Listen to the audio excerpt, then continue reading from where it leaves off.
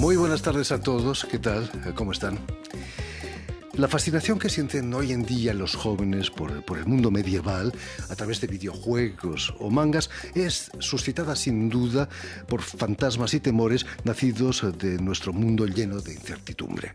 Nuestra invitada de hoy, la artista y diseñadora española Teresa Fernández Pello, expone su trabajo en una exposición que explora las relaciones entre arte contemporáneo y arte medieval.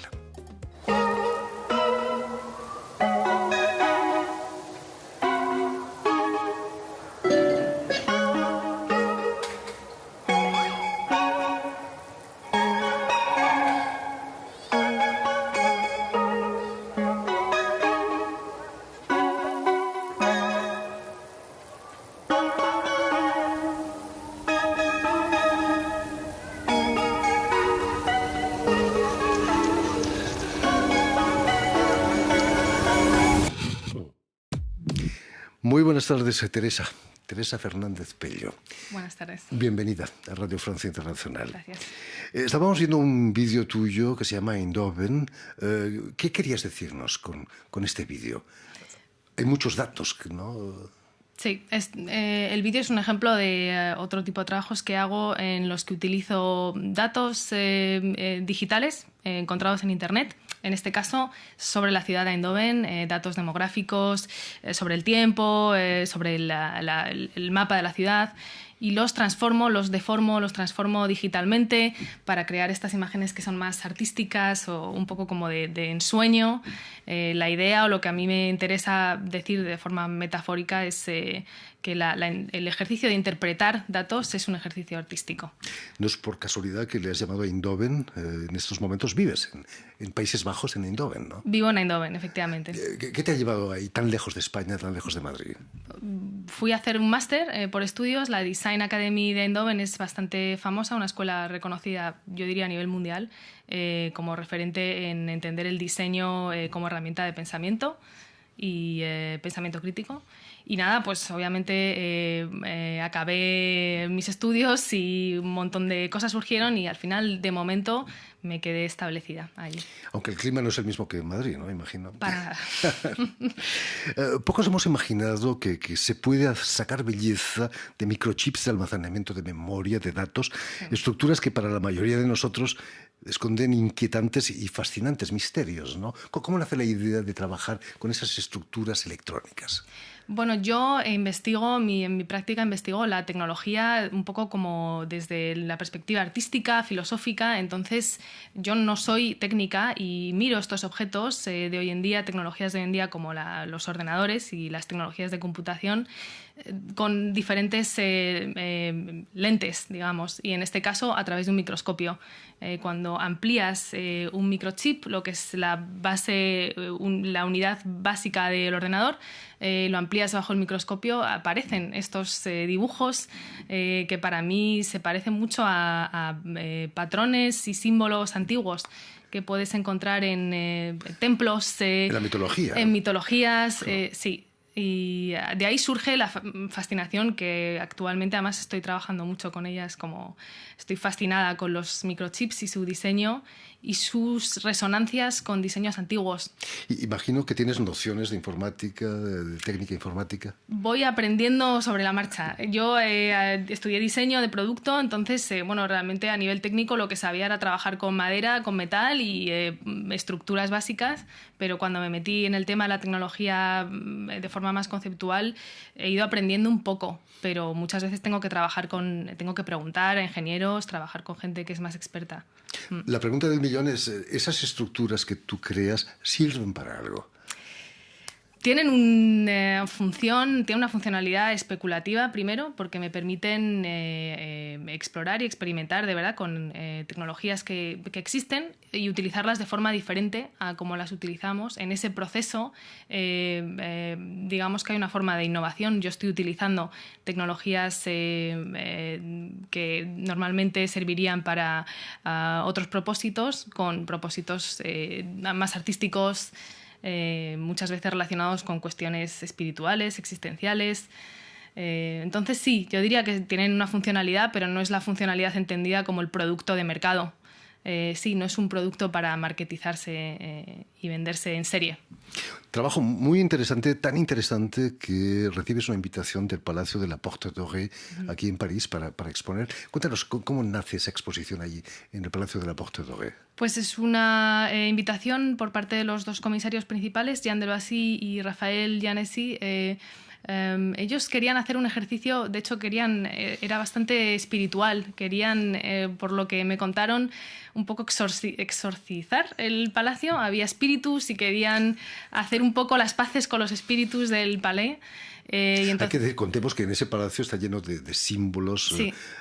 Religiosos antiguos. Y también una historia pues, bueno, de tiempos en los que, de la Francia colonial, que es muy controvertida, entonces era un poco como por apaciguar o dialogar con esos fantasmas que hablaban de una parte de la historia pasada de Francia con la que todavía hay muchas tensiones. No es fácil asumir ese pasado, ¿no? No, claro. Terrible. Permíteme que recuerde a nuestros oyentes que has nacido en Madrid, pero me gustaría que nos contases qué fuerza misteriosa te llevó al diseño. Yo creo que siempre tuve una inquietud artística, que al final para mí es la base de lo que hago en un sentido más amplio. O sea, porque yo hago diseño, pero también en su momento hice música y muchas veces el diseño que hago se puede considerar arte, pero es más, yo creo que la necesidad de conocer, la curiosidad por conocer a través del hacer. Eso es lo que yo definiría como, la razón por la que uno se hace artista. Porque la frontera entre arte y diseño es cada vez más tenue, ¿no? Yo creo que para mí sí, y siento que hace sentido. Creo que en este mundo cada vez más interconectado, cuanto más amplias las perspectivas, cuanto más mezcladas, en realidad más cercanas a la realidad que estamos viviendo. Separar arte y diseño... Quizás la frontera está que cuando algo sirve para algo no es arte, y cuando no sirve para nada, que para colgarlo en tu habitación, eso sí es arte, ¿no? Para mí, simplista. Yo lo suelo explicar, creo que el artista trabaja para sí mismo, necesita expresarse y hace una pieza que le sirve a él. Y el diseñador piensa un poco más en la sociedad. Que sea práctico, ¿no? Sí, exacto. Vives en Holanda, en los Países Bajos. ¿Es la meca del diseño Holanda en estos momentos? No sé si la meca, pero es un sitio muy importante e interesante. Entienden el diseño, son pioneros en entender el diseño como herramienta de pensamiento y de experimentación. Y creo que, desde luego, si te interesa el diseño en ese aspecto, muy interesante sitio, además muy internacional, lleno de gente que viene de todos los lugares del mundo a hacer diseño. Sí. Teresa, ¿cuál crees que es la razón por qué en los países nórdicos, escandinavos, el diseño es tan importante? En Dinamarca, por ejemplo, ¿no? Esto nos lo estudiaron, o sea, nos lo enseñaron en la escuela, nos decían que en los países nórdicos la gente vive más dentro de casa por el clima, porque hace más frío y uno está menos en la calle, entonces le importa más cómo ordena su casa, cómo la viste o la estética en general también. ¿Es cierto que te fascina el Art Nouveau, el modernismo, como llamamos el Art Nouveau en Cataluña, o el Art Déco también, ¿no? Sí, ¿De dónde sale esa fascinación? Pues empecé a estudiar estos movimientos por su relación con el inicio de la revolución industrial y el desarrollo de la industria, porque creo que el diseño durante mucho tiempo se ha entendido como diseño industrial, entonces asociado a la producción de objetos, productos que se venden en el mercado, pero no siempre el diseño ha sido esto, ¿no? Y hay una parte ahí que me interesa por eso, porque creo que refleja una forma de entender el diseño mucho más enfocada al mercado y al... Sí. Además, el Art Nouveau nace como una revolución contra la revolución industrial, ¿no? Exacto. Entonces, para mí el Art Déco es un poco, digamos, la forma artística que ensalza ciertos valores de la mecanización, de la industria, y el Art Nouveau surge en oposición a eso. Entonces es todo lo contrario, de líneas rectas, cuadradas, geométricas, a la curva, las flores, el orgánico. Claro. Entonces esa relación también que me parece súper interesante. Era un arte ecologista antes exacto, de tiempo, ¿no? Es lo que es, sí, exacto. Increíble. Pero volvamos a la exposición Bercek y Pirra, que se inaugura este viernes en el Plateau, aquí en París, y en las reservas de Romainville, no lejos de París también. Sí. Se diría que su temática, arte medieval y arte contemporáneo, te viene como anillo al dedo en tu trabajo, ¿no? Yo para algunas de mis piezas sí he tomado muchas referencias de arte medieval porque estudiaba la religión, el pasado religioso en Europa, y obviamente pues el medievo es un momento en el que técnica, tecnología, arte y religión van muy de la mano. De alguna manera es como que se encuentran. Me interesaba, por ejemplo, las catedrales, los retablos, como ejemplos no solamente de expresión artística, pero también de técnica y de tecnología en su momento. Y obviamente todo ello junto a narrativas religiosas o políticas, sociopolíticas. Entonces esa conjunción creo que en el medievo es una época interesante porque estos tres ámbitos que ahora entendemos más separados estaban muy unidos. ¿De dónde sale esa fascinación de los jóvenes? Tú eres muy joven por ese arte medieval. Quizás porque hoy en día las cosas están cambiando demasiado deprisa.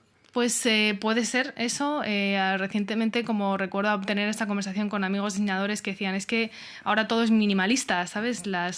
Parece como que los edificios, las sillas, no tienen como el poder narrativo que tenían las arquitecturas y los mobiliarios de hace... Exacto, eran sólidos y estaban llenos de ornamentación y de simbolismo. Y sí, igual siento que es algo que tiene una fuerza y un poder que es innegable, que al final es experiencia estética, es universal. Uno de los temas preferidos del arte medieval es el apocalipsis, con toda su corte de monstruos maléficos, insectos humanizados. Sí. ¿Tenemos la impresión de ir hacia el apocalipsis ahora, en estos días? Yo creo que el apocalipsis siempre está. Creo que siempre lo hay, siempre. Pero que ahora tenemos la sensación de que va más rápido, entonces da más miedo. Parece que el apocalipsis nos acercamos más rápidamente a él, sí. ¿Conoces esos personajes de Berserk y Pyrrhia? Berserk es un guerrero, creo, ¿no? Sí. Y Pyrrhia una mariposa que tiene vida propia. Pues los he conocido a través de la exposición. Yo no conocía ninguno de los dos mitos, historias. Pero es interesante, ¿no? Sí, o sea, sin duda. Yo tampoco había... O sea, para mí es un tema a explorar a raíz de la exposición, esta conexión entre cultura contemporánea y cultura medieval que se puede ejemplificar o que se puede ver en estos dos personajes y en el uso que se ha hecho de ellos. Pero sí, es un tema que tampoco... O sea, que yo misma estoy descubriendo. ¿Has tenido contactos con otros artistas que exponen junto a ti en esta exposición? No, todavía no. No, y no conozco a ninguno personalmente. Este viernes, quizás. Exacto. En el Vernissage, seguramente. Tengo intención, sí. Además, una exposición que va a durar hasta junio, julio, creo. Hasta julio, imagínate. Sí. En fin, pues ya lo saben, tienen una cita este viernes en el Plateau, aquí en París, o también en Romainville, donde se inaugurará esta exposición fantástica, Berserk y Pyrrhia, en la que participa Teresa Fernández Pello, diseñadora y artista de Madrid, española. Muchísimas gracias, Teresa, por haber estado con nosotros.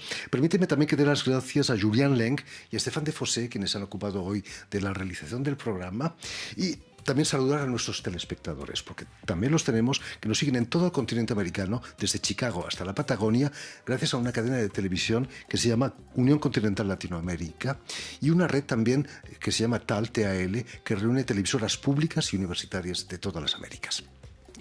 Y a ustedes, muchísimas gracias por su atención, y les damos cita para una nueva edición de El Invitado de Radio Francia Internacional.